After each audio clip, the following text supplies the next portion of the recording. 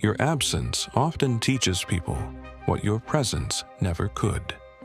Think about that. Not as a quote, as something that actually happens. There's someone in your life right now, maybe a friend, maybe someone you liked, maybe a group you were always part of, and you were always there, always available, always the one who replied first, showed up first, cared first. And slowly, without noticing, they stopped treating your presence like it meant anything. Not because they hated you, not because something dramatic happened, just because you were always there. And when something is always there, the brain stops registering its value. Watch what happens when that person disappears. Imagine a guy in his friend group, always organizing things, always texting first, making sure everyone showed up. Then life gets busy. He goes quiet. No explanation, no exit. Just gone. First week, nothing. Second week, someone texts him. "Bro, you good?" Third week, the chat is quieter.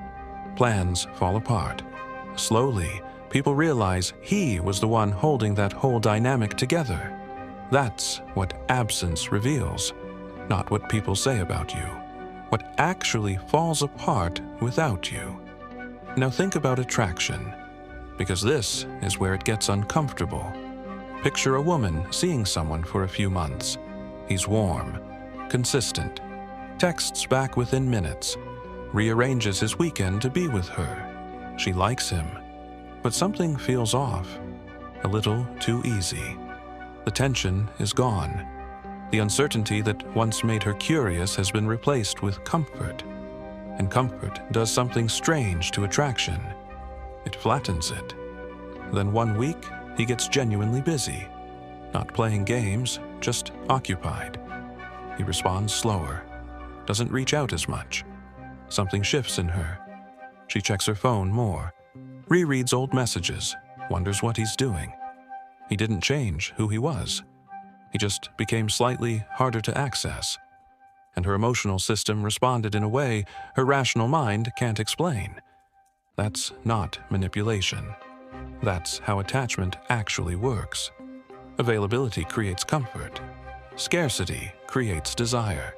These two forces pull in opposite directions, and most people never realize which one they're living in. Now, here's the part nobody talks about. Disappearance doesn't just change how others see you. It changes how you see yourself. Think about someone who stayed at a job far too long. Always reliable. Always staying late. Covering for everyone. Taken for granted in that quiet, invisible way that's worse than open disrespect. Then they left. Within a month, 3 people reached out.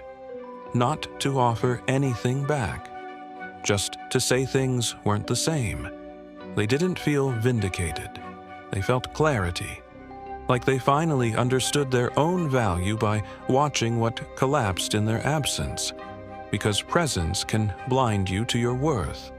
When you're always in the room, you stop being able to see it clearly. Here's the uncomfortable part most people avoid. Absence only reveals value if value was actually there. There are people who disappear and nobody notices. Not because they're unworthy, but because they were present in the wrong way.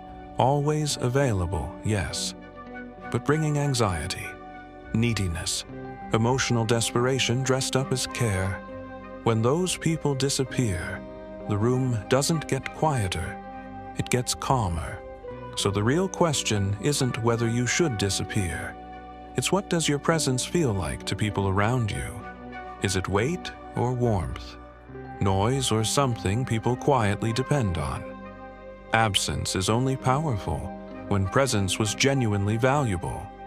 When you added something real, energy, stability, depth. Your absence creates a gap people feel before they name it. But if your presence was defined by need and constant reaching, it doesn't create a gap. It creates relief. That's the harsh truth. Disappearing doesn't make you important. It reveals whether you already were. And here's what most people get completely wrong. They think the goal is to be missed, to manufacture absence that forces appreciation. But that's performance. People feel the difference between someone genuinely living their life and someone strategically withholding themselves to trigger a reaction. The person who earns more respect after disappearing isn't running a strategy. They started investing in themselves, in their work, their own emotional world, things that matter outside the relationships they were overpouring into. That shift from seeking to building changes the energy they carry. Suddenly, their presence has weight, no longer guaranteed, available by choice, and people feel that without being able to explain it. That's the strange reason people respect you more after you disappear. Not the disappearance itself, what it signals, that you have a life beyond them, that your time has real value, that you no longer need to be everywhere to feel like you matter.